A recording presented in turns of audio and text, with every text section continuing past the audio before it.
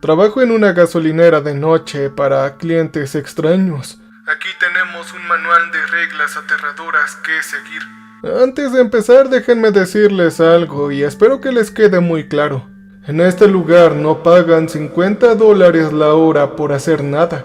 Eso era lo que me repetía mientras entraba en el estacionamiento de grava donde se suponía que estaría la gasolinera. Mis faros iluminaron el letrero desgastado. El neón parpadeaba como si no pudiera decidirse si seguir encendido o rendirse ante la oscuridad. La gasolinera estaba solitaria en la carretera 160, un puesto remoto solitario en la vasta desolación de la nación abajo. Los montes de Red Rock se alzaban a lo lejos. Sus siluetas eran apenas visibles contra el cielo nocturno. Yo apagué el motor de mi auto viejo Civic y me quedé sentado un momento, escuchando el tic-tac del metal al enfriarse. La noche del desierto presionaba contra mis ventanas. Se sentía como algo vivo y palpitante. Y ahí afuera, a 30 kilómetros del pueblo más cercano, la oscuridad tenía un peso y sustancia muy rara. Entonces, mi teléfono vibró con anticipación. ¡Dani! ¡Hola, hermanito! Respondí forzando la alegría en mi voz. ¡Ángel! ¿Estás trabajando ahora? Su voz sonó más clara que en meses. La rehabilitación le estaba sentando bien. Sí, acabo de llegar a mi empleo. Es mi primera noche. ¿Qué tal? ¿Cómo te va? Pregunté. Oh, amigo, me ha ido muy bien. Hoy hay terapia de grupo. Hablamos de, ya sabes, lo que sucedió en el coche, dijo. Al escuchar eso se me encogió el estómago. Dani no estaba bien. Bueno, ellos dicen que yo soy dueño de mi destino. Eso es lo que dicen aquí. Hizo una pausa. Por cierto, no tenías que aceptar este trabajo, Ángel, dijo. Vi una polilla golpearse contra las luces fluorescentes sobre los surtidores de gasolina. Tranquilo, amigo, aquí se gana buen dinero. Además, ¿qué tan difícil puede ser manejar una caja registradora y ver a la gente echarle gasolina en medio de la nada por la noche? Pregunté. La risa de mi amigo Dani fue quebradiza. Sí, como sea, ya sabes, en las noches sucede lo peor. Ten cuidado, ¿de acuerdo? Me dijo. Sí, Dani, siempre lo hago. Hablamos mañana, ¿va que va? Después de colgar agarré mi mochila y salí a la noche. El aire olía a polvo y a gasolina con algo más ahí abajo, algo cobrizo, metálico y extraño. El calor aún irradiaba del asfalto a pesar de la hora. Deben saber que agosto en Arizona nunca refresca del todo, solo se vuelve un poco menos duro después del atardecer. La campanilla sonó sobre la puerta al entrar. El interior era justo lo que uno esperaba. Suelos de linóleo desgastado por décadas de uso. Estantes llenos de comida rápida y bebidas energéticas. Una cafetera que incluso había visto días mejores. También un equipo de música polvoriento sobre el mostrador que reproducía rock clásico. El volumen era tan bajo que apenas parecía más ruido de fondo que sonido. «Oh, tú debes ser Ángel», me dijo. Yo me giré y vi a un hombre saliendo de la trastienda. Hank se veía exactamente igual que su voz en el teléfono. Curtido, corpulento, con profundas arrugas alrededor de los ojos que sugerían que se había pasado la vida entrecerrando los ojos por el sol. Él llevaba el pelo canoso recogido en una coleta corta y unas turquesas brillando en sus muñecas. «Ok, no te preocupes, sí soy yo», dije extendiendo la mano. Su apretón era seco y firme. «Hola, soy Hank, dueño, gerente y a veces conserje». Me hizo un gesto a su alrededor. «Bienvenido a mi gasolinera abierta a las 24 horas. No hay mucho que ver, pero esto paga las cuentas», dijo. «No, señor, gracias a usted por la oportunidad. No hay muchos lugares que contraten con este sueldo», dije. Y al decir eso, algo cruzó por el rostro de Hank. Demasiado rápido para interpretarlo. «Debes saber, Ángel, que el turno de noche no es para todos. Los últimos 3 renunciaron en una semana». «Ellos se lo pierden, señor», dije con más confianza de la que sentía. Hank señaló con la cabeza la cabina blindada detrás de la caja registradora. «Trabajarás desde ahí. La puerta se cierra automáticamente después de las 10 p.m. Después todas las transacciones se hacen por la ventanilla». La cabina parecía una reliquia de otra época con el cristal agrietado. Un taburete, una caja registradora y un pequeño ventilador de escritorio ocupaban el reducido espacio. No era precisamente cómodo, pero sí seguramente serviría. La capacitación, por otro lado, es bastante sencilla. Las cajas registradoras son viejas pero fiables. Los surtidores de gasolina necesitan autorización desde aquí. Continuó él llevándome detrás del mostrador y luego señaló un panel de interruptores. Las cámaras de seguridad cubren los surtidores y toda la tienda. El botón de pánico está debajo del mostrador para llamar a la policía tribal, los cuales están a unos 40 minutos de distancia, así que no te asustes. Él dijo. Sí, bueno, eso no debe ser tan malo. ¿Cuánta gente puede pasar por acá?, pregunté. Él no sonrió y continuó. Debes saber también que hay reglas, Ángel, muy importantes. Asentí de repente, consciente del peso de su voz. Primera regla, nunca debes vender cecina seca, tabaco, ni productos para adelgazar a nadie que tenga los ojos extrañamente amarillentos. Yo esperé el remate del chiste, lo cual no llegó. ¿Ojos amarillentos? ¿Como si tuviera algún tipo de enfermedad?, repetí. No, hijo. Más bien como si viera a través de la oscuridad, como un animal nocturno. Lo sabrás cuando lo veas. La expresión de Hank permaneció mortalmente seria. Regla número 2. Si los surtidores empiezan a perder líquido negro, y no hablo de gasolina, sino algo más oscuro y espeso, cierra las puertas inmediatamente y pon la tercera pista en ese radiocassette. No detengas la pista hasta que deje de gotear ese líquido. Puede corroer como el aceite. Yo miré el antiguo reproductor de cassettes. ¿Ah? ¿Y qué hay en la tercera pista? ¿Qué melodía reproduce? Es un canto, una antigua oración abajo. Y tercero, lo más importante, nunca contestes el teléfono público. Él señaló un teléfono público azul descolorido montado en la pared cerca de los baños. Parecía que nunca se había usado desde los 90s. ¿Esa cosa siquiera funciona?, pregunté. No debería hacerlo, dijo Hank rotundamente. ¿Alguna pregunta más? Sí, tengo una docena de ellas, respondí, pero algo en su expresión me advirtió que no las hiciera. Ok, no señor, nada de cecina para los hombres con ojos amarillentos, y poner la pista 3 si hay una fuga oscura. También debo ignorar el teléfono, pase lo que pase, ¿verdad? Es sencillo. Él me observó un momento y asintió. Bien, yo volveré al amanecer para relevarte. Los números de emergencias están junto a la caja registradora. El servicio de venta es irregular por aquí, así que no cuentes con ello. Tras un rápido recorrido por el almacén y el baño, mi jefe se dirigió a la puerta. Se detuvo con la mano en el marco. Oh, y una cosa más. Entre las 2 y las 4 de la madrugada, las cosas aquí pueden volverse de locos. Pero simplemente sigue las reglas y todo irá como miel sobre hojuelas. Antes de que pudiera preguntarle qué quería decir, él ya se había marchado. La campana tintineaba tras de él. A través de las ventanas vi su camioneta desaparecer por la carretera con las luces traseras engullidas por la oscuridad. Y así sin más yo me quedé completamente solo. Las primeras horas transcurrieron sin incidentes. Me familiaricé con la caja registradora. Organicé el puesto de dulces y revisé mi teléfono hasta que finalmente se quedara sin señal. A medianoche tenía exactamente 2 clientes. Una mujer del lugar comprando cigarrillos y un universitario con la vista nublada que llenaba el tanque camino a Flagstaff. Para la 1:30 am sonó la campana. Un camionero con la complexión de un refrigerador entró pesadamente, con los brazos decorados con tatuajes descoloridos. Tenía una serpiente de cascabel que se enroscaba en su antebrazo, con su dibujo de rombos desapareciendo bajo su manga. «Hola, buenas noches», grité desde la cabina. Él gruñó en respuesta dirigiéndose al refrigerador. Al agacharse para tomar un Red Bull, algo extraño me llamó la atención. La sombra en la pared parecía más extraña, mucho más alargada de lo que debería ser, con extrañas protuberancias en la cabeza que parecían astas. Yo parpadeé y todo volvió a la normalidad.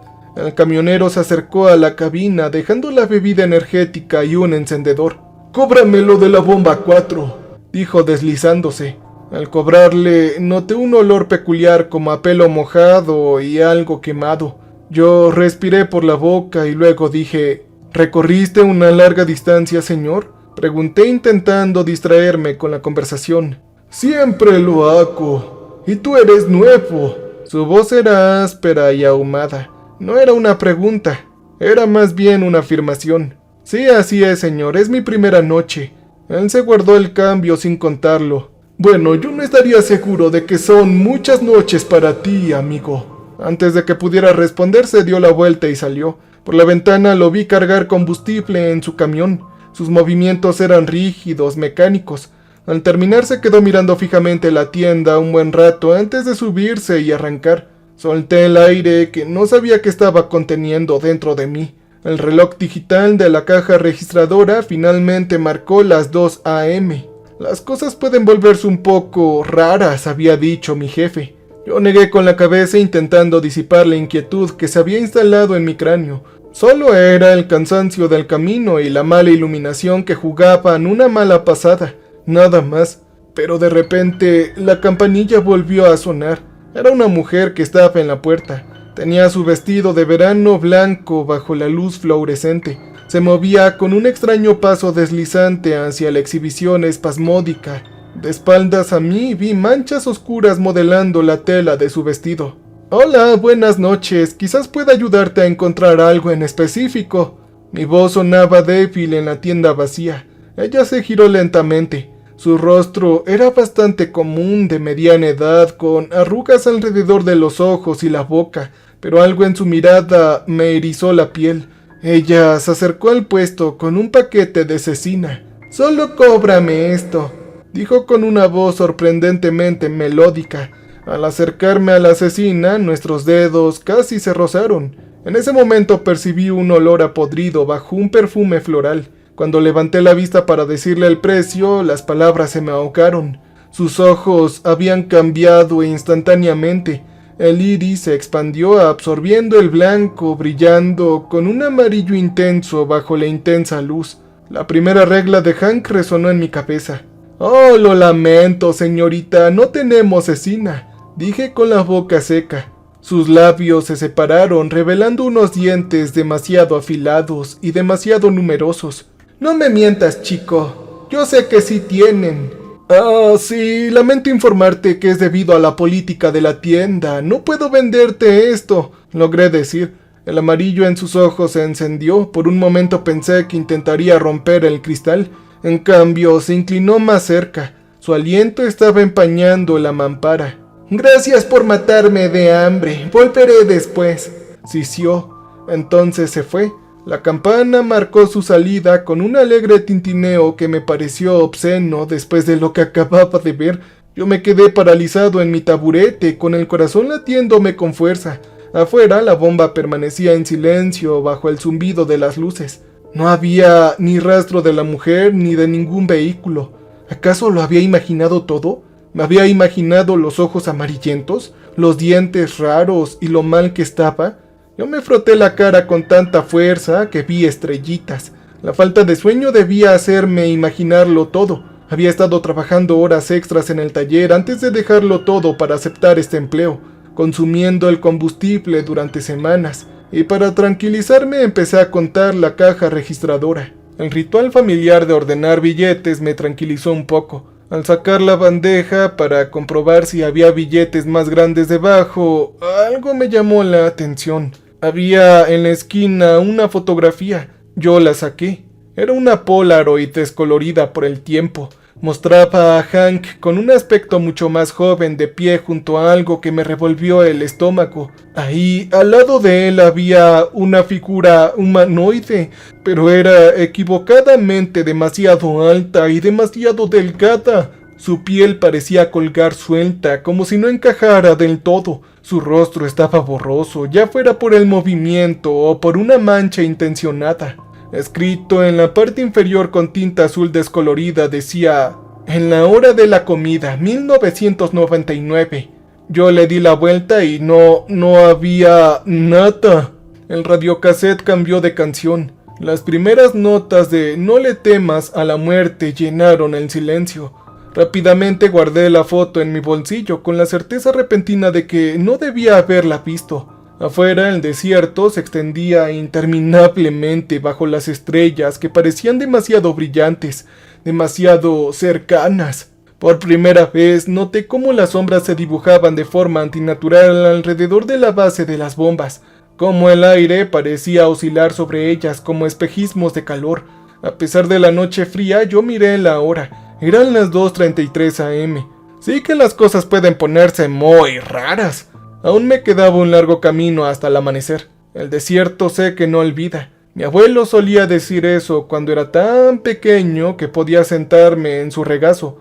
Él decía que el desierto recuerda cada huella, cada gota de sangre y cada secreto susurrado en las arenas. Nunca entendí lo que quería decir hasta aquella noche en esta gasolinera, cuando la oscuridad se aferró a las ventanas como un ser vivo hambriento y paciente.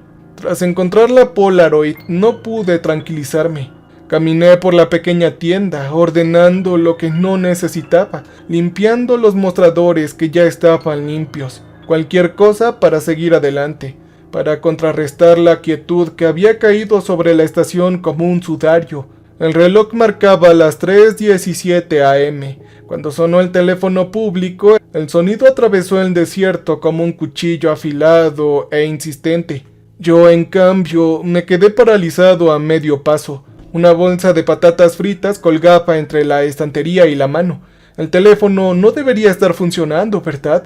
Al menos eso insinuó Hank, y su tercera regla resonó en mi cabeza. Nunca debía contestar el teléfono público.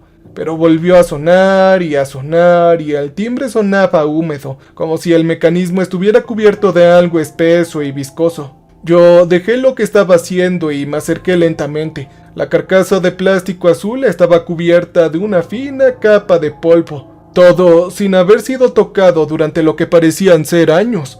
Aún así sonaba, vibrando ligeramente con cada llamada aguda. El teléfono sonó. Me acerqué lo suficiente como para tocarlo. Nadie sabía que estaba ahí excepto Hank y Danny. No podía ser para mí. Y aún así, mi mano se movió sola buscando el auricular. Pero las reglas de Hank me gritaban en la mente. Y una curiosidad más profunda las apartó. ¿Qué daño podría causarme contestar una llamada, Y tras pensar esa pregunta me llevé el auricular al oído. Al principio escuché solamente estática, de esas que te hacen que te duelan los tímpanos. Luego por debajo escuché una voz. Era una mujer anciana hablando a través de lo que sonaba como galones de agua. «Ellos te están usando. Los surtidores no son para la gasolina», decía con las palabras que apenas se entendían por la interferencia. «Entonces, ¿para qué lo ocupan?», pregunté. «¿Quién eres tú?», pregunté con una voz extraña para mí. Había más estática subiendo y bajando como olas del mar. «Hank lo sabe. Pregúntale por su esposa». «¿Por su esposa? ¿Quién te crees?», pregunté y la estática se disparó. Un rugido ensordecedor que me hizo apartar el auricular de la oreja. Cuando lo quería volver a colocar con cuidado, la voz había cambiado. Ahora sonaba como un niño cantando.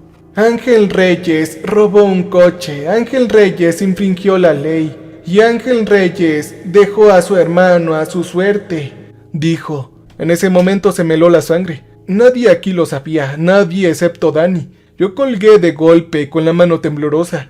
El teléfono volvió a sonar de inmediato. Retrocedí tropezando con un estante de patatas fritas que cayó al suelo.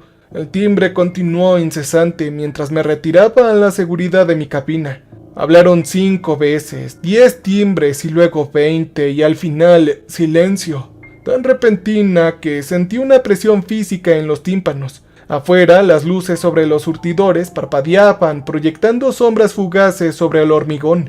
Una de las sombras parecía moverse sola, deslizándose por el suelo como aceite derramado antes de desaparecer bajo el surtidor número 4. Yo me froté los ojos. Sí, esto es falta de sueño, tiene que serlo. Había estado trabajando doble turno en el taller durante semanas antes de aceptar este trabajo, intentando ahorrar lo suficiente para la rehabilitación. Mi mente me jugaba una mala pasada, y luego mi teléfono vibró en mi bolsillo.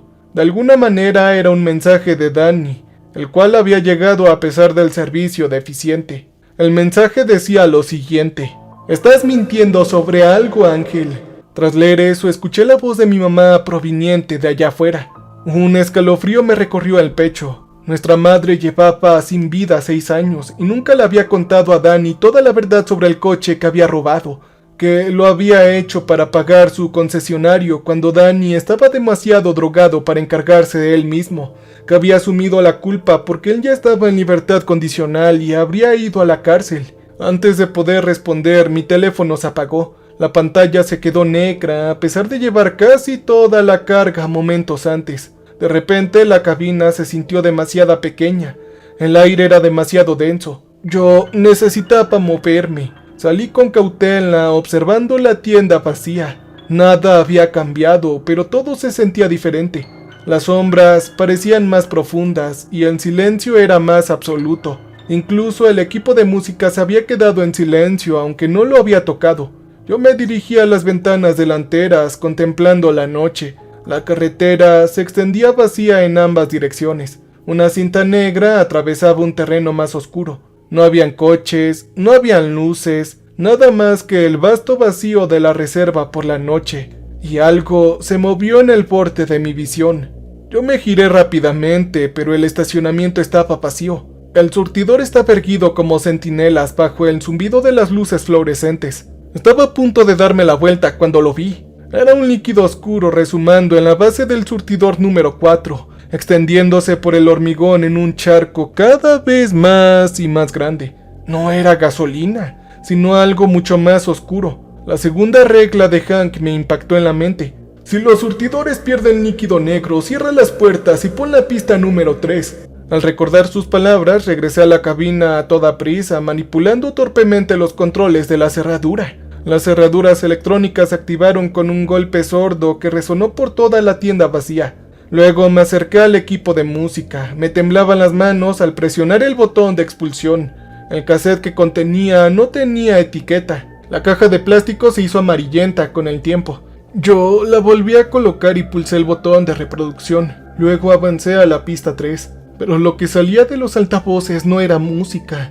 Era un canto bajo y rítmico, en lo que supuse que era navajo. La voz era masculina, de edad avanzada, repitiendo las mismas frases una y otra vez con creciente urgencia. Bajo la voz se escuchaba otro sonido, un roce constante y sutil como un hueso contra una piedra.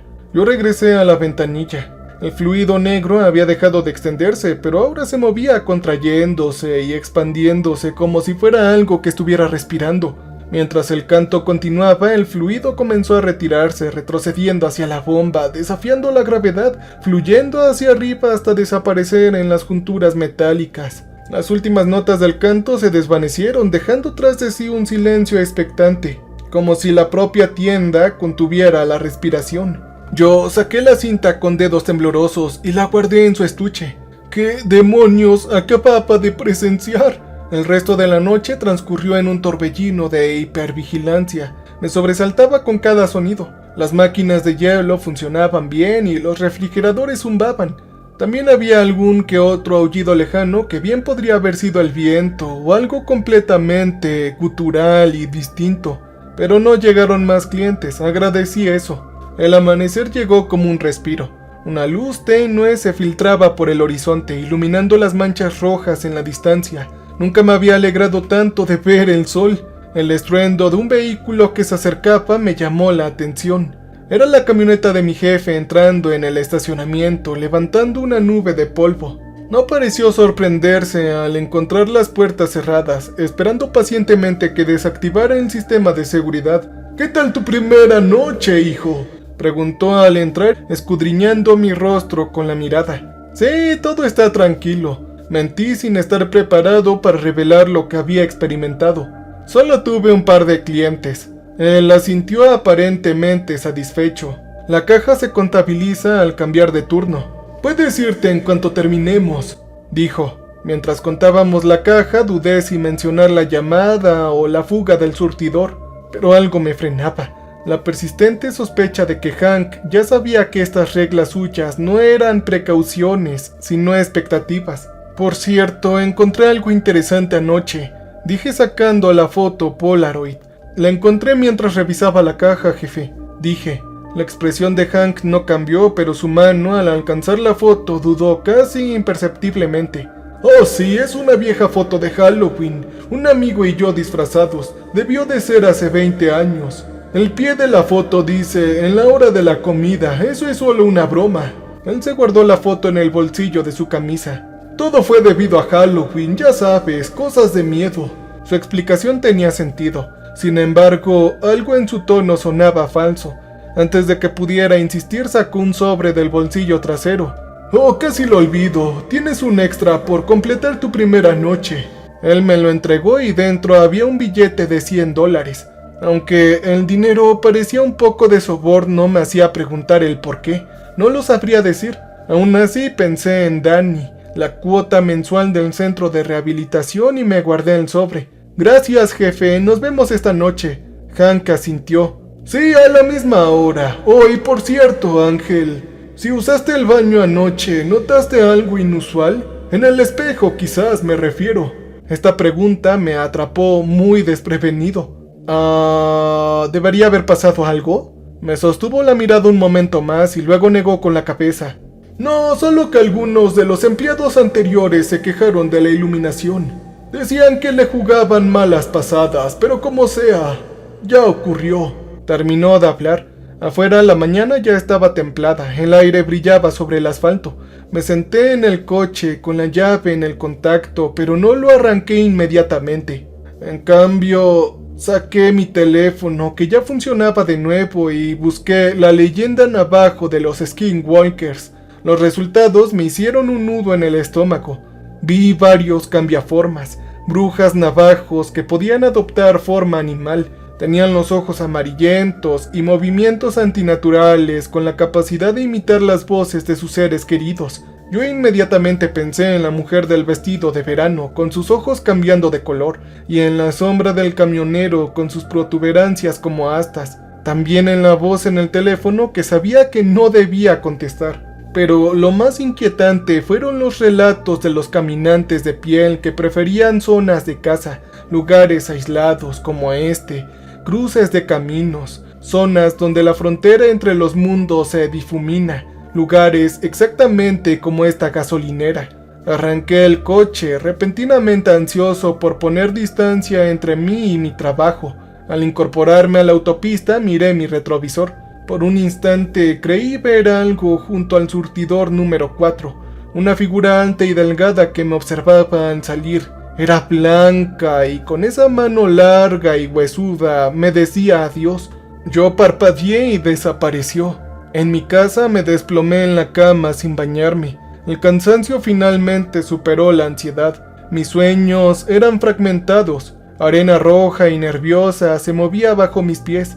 Y habían diferentes ojos amarillentos observándome desde la oscuridad. La voz de Danny me llamaba desde algún lugar inaccesible. Desperté con el teléfono sonando, el reloj marcaba las 4 p.m. «Ángel, ¿estás ahí?» Era la voz de Danny, la cual sonaba tensa. «Sí, acabo de despertar», dije. Me froté la cara intentando despejar la niebla del sueño. «¿Estás bien, hermano?» «Tuve otro sueño, el mismo, pero peor. Mamá estaba viva. Su rostro cambiaba constantemente. Me dijo que estabas en peligro, hermano, que estabas alimentando a algo que no debía ser alimentado». Yo sentí un escalofrío a pesar del calor de la tarde. «Oh, relájate, es solo un sueño, Danny. Los medicamentos que te dan ahí pueden causar ciertas pesadillas». «Sí, quizás, pero ten cuidado. Algo sobre ese trabajo no cuadra». Finalmente dijo, y después de colgar me quedé mirando el techo. Las palabras de mi hermano resonaban en mi mente. Sí, algo no cuadraba exactamente. No tenía ni idea de cuánta razón tenía. Lo más inteligente debería ser dejarlo, llamar a mi jefe, inventar una excusa. No volver jamás a ese sitio con sus tontas reglas, bombas que gotean y llamadas imposibles. Pero la realidad de mi situación no había cambiado. La rehabilitación de mi hermano no era barata.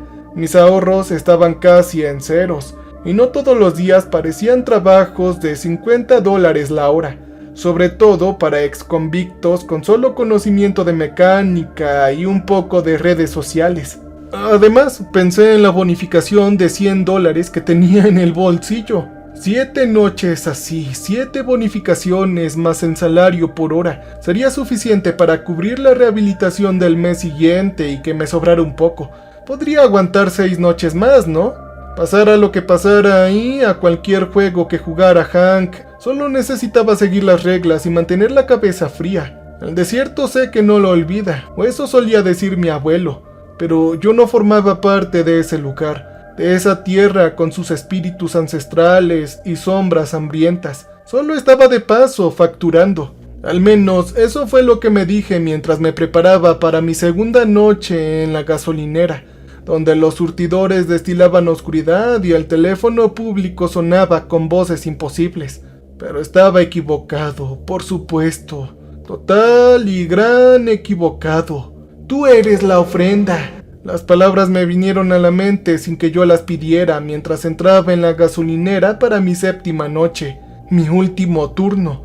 Ya había sobrevivido 6 noches de creciente extrañeza, cobrando mi gratificación cada mañana sin decirle nada a Hank sobre los clientes de ojos amarillos, las sombras que se mueven o el teléfono público que no debería funcionar pero que sí funciona. Sin embargo, esta noche sería diferente. Podía sentirlo en el aire, era eléctrico, cargado, como los momentos previos a la llegada de algo terrible. El cielo estaba despejado, las estrellas estaban dispersadas en la oscuridad como sal sobre terciopelo negro, pero algo se estaba formando, esperando lentamente. La camioneta de mi jefe ya estaba ahí cuando llegué, algo inusual para nuestro cambio de turno. La estación se veía diferente, las luces sobre el surtidor parecían más tenues. Su brillo apenas llegaba a los bordes de la isla de hormigón. Las ventanas no reflejaban nada. Habían cuadrados negros en las paredes de bloques de hormigón. Incluso el neón de letreros se habían apagado, aunque el espacio abierto de 24 horas bajo él aún vibraba con vida fluorescente enfermiza. Tomé mi mochila y salí a la noche. El aire se sentía denso, resistente, como si esperara a través de un jarabe invisible. Cada paso hacia la puerta requería un poco más de esfuerzo del debido. Otra cosa rara que noté es que la campanilla no sonó al entrar. Estaba inmóvil sobre la puerta, aunque sentí una ráfaga de aire al cerrarse tras de mí. «Hola, Hank, ¿estás ahí?», llamé, pero no obtuve respuesta. La tienda estaba vacía. El zumbido habitual de refrigeradores y congeladores brillaba por su ausencia. El único sonido era el suave tic-tac del reloj analógico sobre la caja registradora. Yo me dirigí con cautela hacia la cabina. Mis pasos resonaban en el linóleo. El monitor de seguridad mostraba estática en lugar de las habituales imágenes granuladas de los surtidores y el estacionamiento. La caja estaba abierta, pero vacía. «Hank, ¿estás ahí?», lo intenté de nuevo. «¡Ángel!», escuché la voz de mi jefe al fondo. Sonaba mal y estirada, como un caramelo demasiado estirado.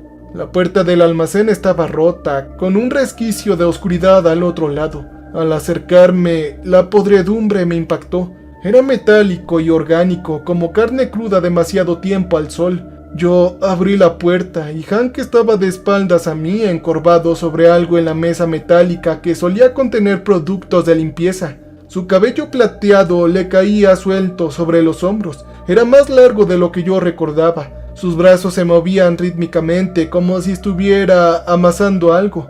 «Oye, jefe, ¿está todo bien?», pregunté, pero él se giró lentamente. Su rostro tenía las mismas arrugas, los ojos hundidos bajo unas cejas pobladas, pero su expresión era una que nunca antes había visto, como de hambre, descarnada y primaria. «Justo a tiempo, hijo. Empezaba a preocuparme de que no aparecieras», dijo. «Sí, ¿qué sucede, señor? ¿Dónde está el dinero de la caja registradora?», pregunté retrocediendo involuntariamente. «No lo necesitarás esta noche, no esta noche». Hank se limpió las manos con un trapo, dejando manchas oscuras que no quise identificar. «Esta noche no vienen clientes, no los habituales al menos». Yo miré lo que había en la mesa detrás de él.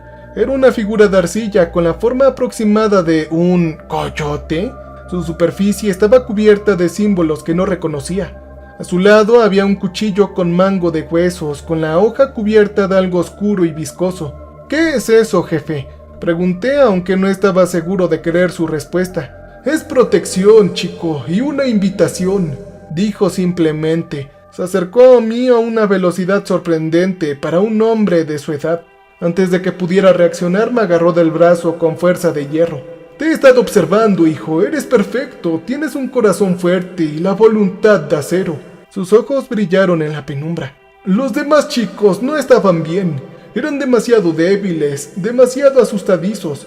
En cambio tú contestaste el teléfono. Viste a la mujer de ojos amarillentos y no corriste. Pusiste al canto cuando las bombas sangraron». Yo intenté soltarme, pero sus dedos solo me apretaron. «Oye, suéltame, Hank, me estás lastimando». «No puedo, esta noche no». Empezó a tirar de mí hacia la puerta trasera, la que nunca había visto usar. «Es la 7ª noche, es hora de comer». En ese instante me empecé a hundir, pero el suelo pareció inclinarse bajo mis pies, ayudándolo en su esfuerzo. La puerta trasera se abrió sola, revelando no un estacionamiento ni un callejón, sino un tramo de desierto bañada por la luz de la luna. «Esto es imposible. El almacén daba a un cobertizo, no a un terreno abierto. ¿Qué demonios es esto, jefe?», pregunté con un miedo intenso. «Este es el auténtico combustible del coyote», dijo Hank arrastrándome por la puerta. «Es el que había estado aquí mucho antes de la gasolinera, antes de la autopista y antes de cualquiera de nosotros», dijo. La noche del desierto nos envolvía. Estábamos en un claro circular rodeado de formaciones rocosas rojas que no reconocía, aunque había conducido por este tramo de carretera docenas de veces. En el centro del claro se alzaban 4 postes metálicos dispuestos en cuadrado, todos idénticos a los surtidores de gasolina de la entrada, pero desprovistos de su carcasa moderna. Eran objetos antiguos con superficies cubiertas por los mismos símbolos que el coyote de arcilla. Un metal tan viejo que había desarrollado óxido que parecía absorber la luz en lugar de reflejarla. «No, no, no, esto no es real», dije con mi voz sonando débil en el vasto espacio. «En eso sí que te equivocas, chico, es más real que cualquier cosa que hayas conocido». Hank siguió arrastrándome hacia los surtidores. «La estación es solo un camuflaje, lo ha sido desde la época de mis ancestros. Los surtidores no dispensan gasolina, Ángel, requieren energía y fuerza vital, cosas como el alma o como quieras llamarlo. Eso es lo que los mantienen alimentados y los mantienen inactivos». «¿Mantener qué?», pregunté. Como respuesta, un aullido se elevó desde más allá de las formaciones rocosas. No era un coyote ni un lobo, sino algo que imitaba su llamada a través de una garganta no diseñada para ello. Otro se unió y luego otro hasta que la noche se llenó con su coro. «Son cambiapieles, ¿verdad?», susurré recordando la investigación que había hecho con una oleada de horror, a lo que mi jefe asintió. «Esta tierra fue suya una vez, tierra sagrada, lugar de entierro para los de su especie. Mis antepasados hicieron un trato. Ofrecemos ofrendas regulares y ellos dejan a la gente en paz», dijo. En ese momento ya habíamos llegado a las bombas. De cerca pude ver que no eran de metal, sino enormes huesos antiguos moldeados como pilares. Los símbolos estaban grabados profundamente en su superficie amarillento. «La estación de gas se encuentra en un cementerio, su cementerio», continuó él sacando un trozo de cadena de su bolsillo. «Las bombas succionan la sangre de los viajeros, su esencia, pequeñas cantidades que toman de muchas personas al llenar sus tanques. Eso es suficiente para satisfacer a los cambiapieles, pero ya no».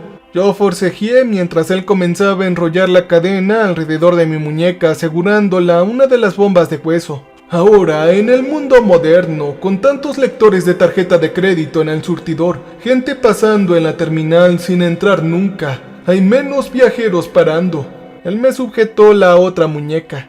«Pero los caminantes de piel tienen la misma hambre. Las pequeñas ofrendas ya no son suficientes, ellos quieren darse un festín». Las cadenas se sentían increíblemente frías contra mi piel, quemándome como hielo seco.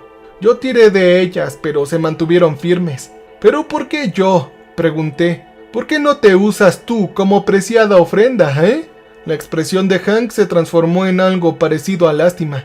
No funciona así. Mi linaje está ligado a ellos como guardianes, no como alimento. Además, tienen hambre de sangre joven y sangre fuerte. Tienen hambre de ti, Ángel, añadió retrocediendo un paso para observar su trabajo. ¡Oh, demonios! ¡Estás loco, hombre!, espeté, todavía forcejeando entre las cadenas. Tienen hambre. Tu hermano está demasiado débil. Yo lo consideré primero, repitió Hank como si no hubiera hablado. ¿Cómo lo sabes?, pregunté. Me temo que las sustancias tóxicas le han diluido la sangre y lo hicieron inadecuado. Tú, sin embargo, extendió la mano para acariciarme la mejilla. Fue una grotesca parodia de cariño. Eres el corazón fuerte que ellos necesitan. Y entonces una fría comprensión me invadió. ¿Tú ibas a chiparte a mi hermano? ¿Por eso me llamaste cuando faltó a la entrevista? Hank se encogió de hombros. Los cambiapieles me guiaron hasta tu familia, hijo. Tienen una forma especial de encontrar lo que necesitan. Ahora los aullidos se escuchaban más cerca, acompañados del suave ruido de pies sobre la arena. Unas sombras se movían al borde del claro, alargadas y deformes, cambiando de proporciones al dar vueltas. No, tú no tienes que hacer esto. Sea cual sea el trato que hicieron tus antepasados, eso ya no es tu carga, dije con la voz entrecortada por la desesperación. Vamos, suéltame y ambos nos iremos de este lugar, no volveremos jamás. Hank negó con la cabeza. El desierto no olvida, Ángel, y no perdona. Empezó a retroceder hacia la puerta que aún permanecía abierta, imposiblemente hacia el almacén. Lo siento, si ayudas, tu sacrificio salvará a muchos otros. Los caminantes desollados volverán a dormir y estarán satisfechos. No, Hank, no hagas esto, grité, pero él ya se había retirado por la puerta. Esta se cerró detrás de él, desapareciendo por completo, dejando solo la pared de roca intacta donde había estado. Estaba solo en el claro, con las bombas de huesos y las sombras que se acercaban. Debes quemarlo todo, Ángel. Las palabras surgieron en mi mente con una claridad asombrosa mientras miraba a Hank por la ventanilla de su camioneta. Su rostro curtido estaba tranquilo, paciente, como si tuviera todo el tiempo del mundo. Tras de él, unos ojos amarillentos flotaban en la oscuridad como luciérnagas malévolas, observando y esperando. Yo tenía una ventaja que Hank desconocía, un secreto que había guardado durante mi semana aquí. Yo era mecánico antes que nada. Mientras Hank hablaba, su voz era un murmullo apagado a través del cristal y deslicé la mano bajo el asiento, buscando con los dedos lo que sabía que estaría allí. Todo mecánico lleva herramientas básicas en su carro. Hank, meticuloso como era en su puesto, no sería la excepción. Mis dedos se cerraron sobre el metal frío, una palanca de hierro. Tienes que aceptar esto, Ángel, es tu destino. Los caminantes de piel te han elegido. Pelear solo empeora todo, decía Hank mientras su aliento empañaba la ventana que nos separaba. Yo mantuve una expresión neutra. Mis movimientos eran pausados mientras colocaba la llave de tubo en mi regazo, ocultándola con el antebrazo. Si lo hago, ¿qué le sucederá a Danny?, dije lo suficientemente alto para que me oyera a través del cristal. Un destello de sorpresa cruzó el rostro de Hank. A tu hermano no le ocurrirá nada. Esto nunca fue por él. Sí, pero dijiste que lo consideraste primero, que los caminantes desollados te llevaron a mi familia. Hank asintió. Así es, ustedes tienen un don para los recipientes adecuados, pero una vez que probaron tu esencia a través de las bombas, perdieron el interés en él. Tú eres el corazón fuerte que ellos necesitan. Yo me acerqué a la ventana, como si reflexionara sobre sus palabras. ¿Y qué pasa si me niego y si no vengo voluntariamente? Te llevarán de todos modos, pero estarán furiosos y más hambrientos. Pueden que busquen a tu hermano después de todo para castigar tu desafío, dijo él simplemente. Esta amenaza despertó algo en mí, una rabia fría y concentrada que me aclaró la mente como ninguna otra cosa. Yo asentí lentamente, con aire de resignación. «Abre la puerta, Ángel. Se acabará rápido, te lo prometo», dijo Hank con una voz más suave. Alcancé la manija de la puerta con la mano izquierda, pero con la derecha agarré la palanca de hierro. La puerta se abrió de golpe. Antes de que Hank pudiera reaccionar, blandí la palanca con todas mis fuerzas, impactándole en la sien. El impacto hizo un ruido como el de un melón al partirse. Él se desplomó en el silencio. Los caminantes desollados reaccionaron al instante, y sus aullidos se alzaron en la noche mientras avanzaba a toda velocidad. Cerré la puerta de golpe, no sin antes agarrar el llavero de Hank de su cinturón. Entre sus llaves había un pequeño objeto, una ficha de arcilla con forma de coyote, idéntica a la que había visto en la mesa del almacén. No tuve tiempo de reflexionar sobre su significado. Los caminantes de piel ya estaban en la camioneta, golpeando el metal con tanta fuerza que el vehículo se tambaleaba. Las garras arañaban las ventanas, dejando marcas escarchadas a su paso. Uno se había subido al techo. Su rostro distorsionado aparecía boca abajo en el parabrisas, con los ojos amarillentos encendidos de hambre y rabia. Yo metí la llave en el contacto, rezando para que lo que hubiera apagado el motor no fuera un problema mecánico. El arranque hizo un clic débil y la batería estaba casi descargada. ¡Vamos, vamos!, murmuré, intentándolo de nuevo, y luego nada. Una grieta como una telaraña apareció en la ventanilla del pasajero cuando algo golpeó con tanta fuerza tremenda. Otro golpe y sin duda el cristal cedería. Probé el encendido una vez más, pisando a fondo el acelerador, aunque sabía que no serviría de nada con un motor de inyección. El motor de arranque silbó y luego arrancó. Sí, por fin. El motor había rugido. No lo dudé y puse la camioneta en marcha y pisé a fondo el acelerador. El vehículo se abalanzó hacia adelante, con las llantas girando en la arena suelta antes de encontrar el apoyo. El cambiapieles del techo se cayó. Su chillido se apagó al desaparecer de la vista. Los faros no iluminaban nada más que el desierto vacío que había delante, pero a lo lejos distinguía el tenue resplandor de la luz artificial. La autopista, la civilización, la seguridad. Conduje con temeridad, rebotando sobre rocas y matorrales, mientras la suspensión de la camioneta gemía en protesta. Por el retrovisor vi a los cambiapieles persiguiéndome. Sus cuerpos antinaturales les permitían moverse a una velocidad imposible, pero no podían igualar al camión a toda velocidad. Poco a poco se quedaron atrás. Sus ojos brillantes reducían a pequeños puntos en la oscuridad. El brillo en el horizonte se hizo más intenso. Me acercaba a la autopista para escapar y entonces lo vi. Era una silueta familiar contra el cielo nocturno. Era el neón de la gasolinera. Su silueta roja parpadeaba como un latido moribundo e imposible. Yo me alejaba de la gasolinera. Esto no debería ser científicamente correcto, porque no me dirigía hacia ella. Sin embargo, ahí estaba, creciendo ante mis faros. Los surtidores emergieron de la oscuridad. Luego vi la misma tienda, con las ventanas oscuras y vacías. Yo frené a fondo y luego la camioneta patinó hasta detenerse en la grava. Esto no podría estar pasando, no. Había salido del claro directamente hacia la carretera. No habría podido regresar a la estación a menos que el propio desierto estuviera trabajando en mi contra, doblando el espacio para mantenerme atrapado. El desierto no olvida y no perdona, me había dicho Hank antes. Me quedé paralizado con el motor en marcha mientras asimilaba las implicaciones. Si no podía escapar conduciendo, entonces ¿qué opciones me quedaban? El teléfono público de la tienda empezó a sonar. Incluso desde mi camioneta podía escuchar su llamada estridente e insistente. El mismo teléfono que había hablado con una voz que parecía ahogarse, advirtiéndome sobre los surtidores. «Te están usando.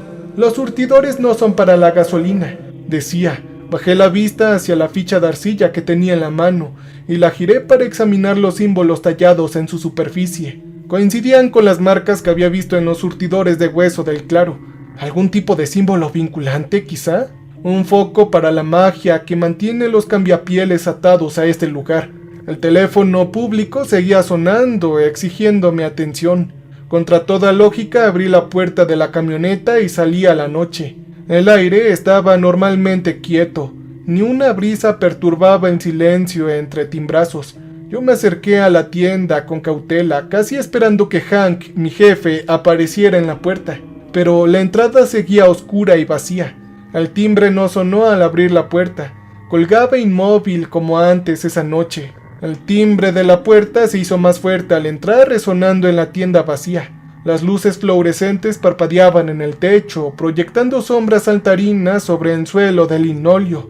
Los estantes estaban repletos, los refrigeradores zumbaban silenciosamente. Todo parecía normal, pero nada parecía correcto. El aire dentro era demasiado denso, demasiado cálido, como si la tienda respirara. Yo me acerqué lentamente al teléfono público. Cada paso requería un esfuerzo consciente. El auricular vibraba levemente con cada timbre, un objeto con una vida sobrenatural, y yo me lo llevé al oído. ¿Hola? Escuché estática, y entonces una voz, la misma voz de mujer mayor que había escuchado antes, hablando a través de lo que parecían ser litros de agua, como si estuviera ahogada. Tienes que echarle fuego. ¿Qué? ¿A qué te refieres? A la ficha de Hank. Tírala a las llamas y las ataduras se romperán. ¿Pero quién eres? Hubo una pausa. Yo fui la esposa de Hank. Tras decir eso, un escalofrío me recorrió.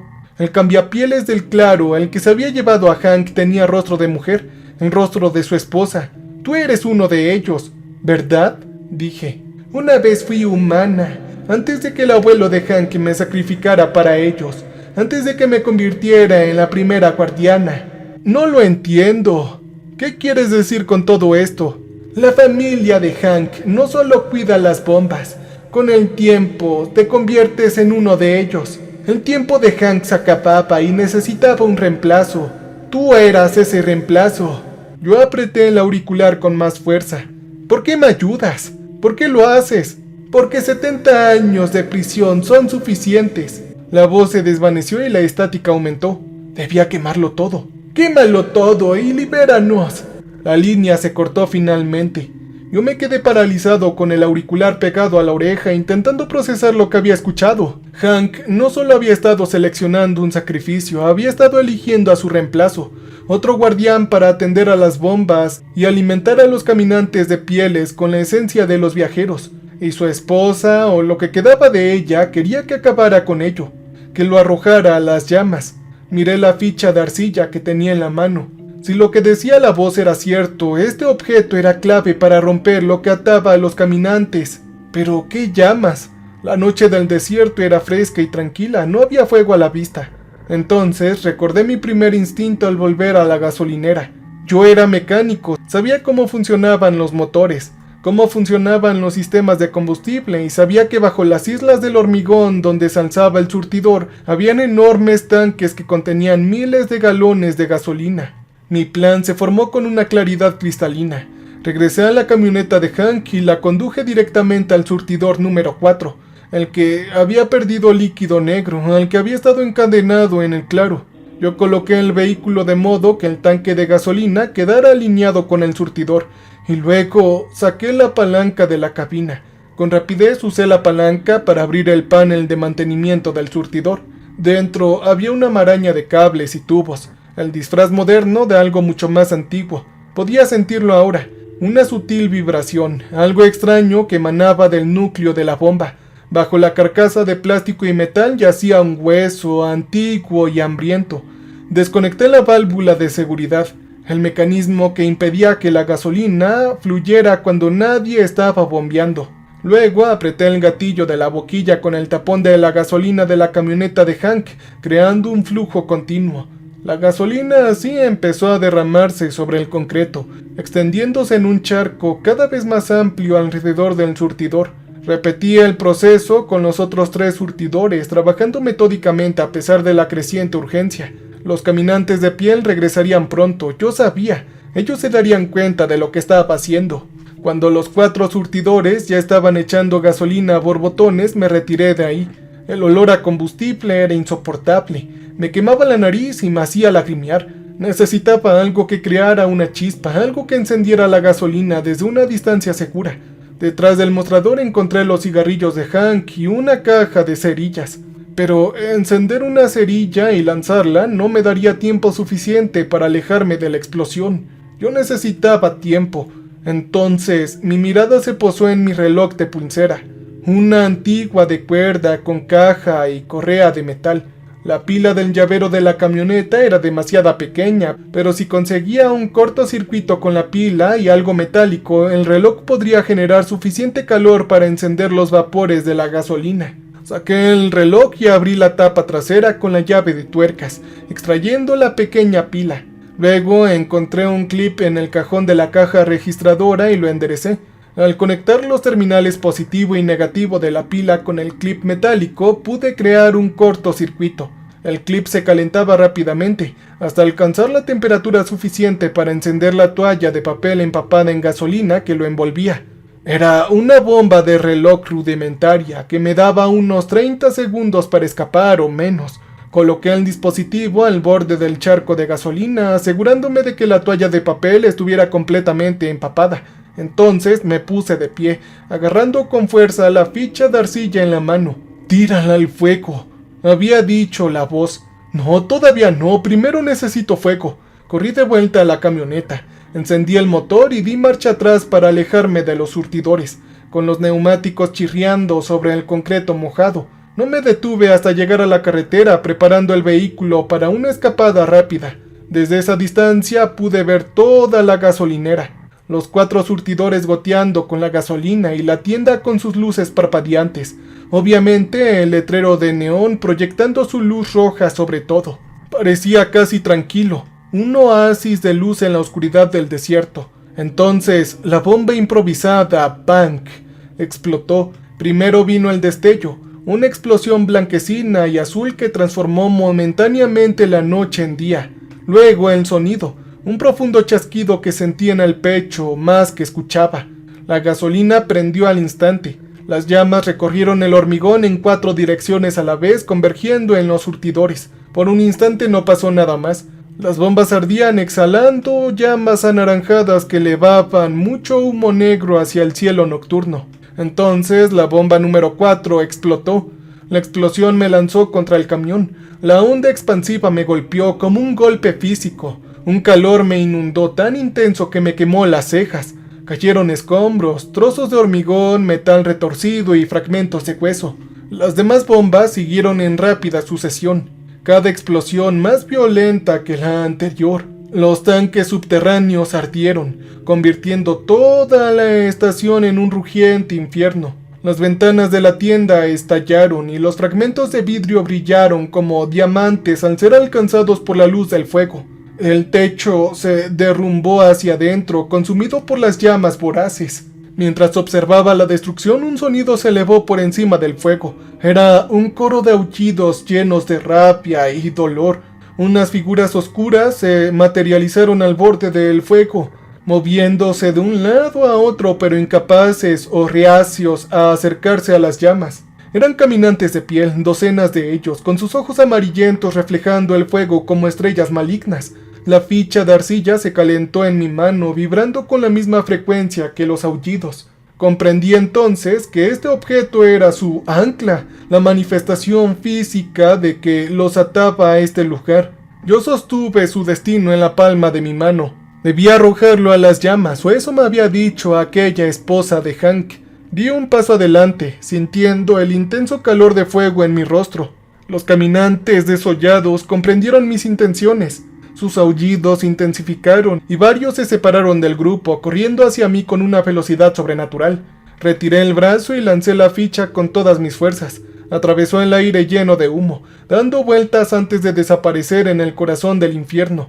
Por un instante nada cambió. Entonces el fuego sí que lo hizo. Las llamas pasaron de un naranja al blanco azulado, elevándose en una columna perfecta que atravesó el cielo nocturno. El calor se intensificó, volviéndose casi insoportable, incluso desde mi posición junto a la carretera. Los caminantes de piel ya gritaban, pataleaban y golpeaban. Ya no eran aullidos, sino gritos humanos de agonía y liberación. Sus cuerpos comenzaron a disolverse. Carne y hueso se convirtieron en cenizas que se remolinaban en el aire sobrecalentado.